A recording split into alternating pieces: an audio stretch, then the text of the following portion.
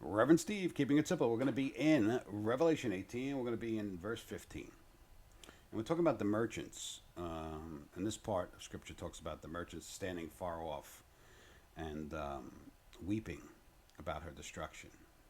I wanted to touch on something before we read this. And this is a scenario. The only thing that holds back Europe and Russia and China and all these other nations to really divide the land and take Israel from its place is the United States. And as soon as she's taken out of the way, what would happen? We read that in Ezekiel 38. Well, what will happen?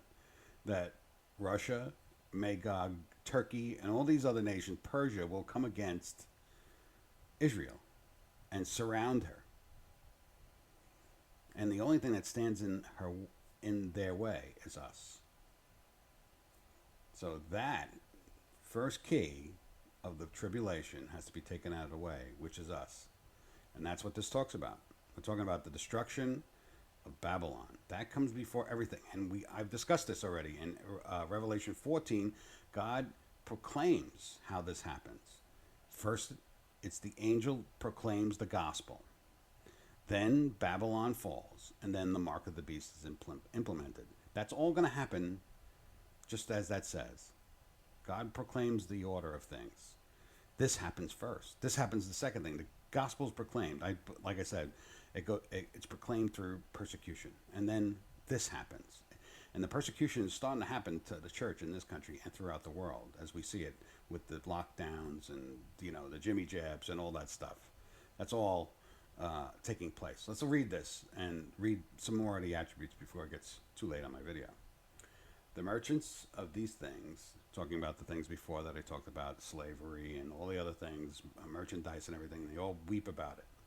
The merchants of these things who became rich by her, the rest of the world has become rich. China, Europe, they're all rich because of us, right? All the oil countries, Saudi Arabia, all the imported oil we take in, they're all rich because of us.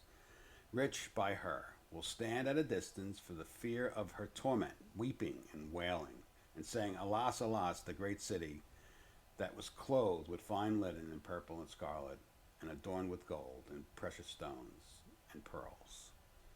For in 1 hour such great riches have come to nothing. So God tells us it's in 1 hour, right there. It's come to nothing. And that's how it's going to happen. God bless.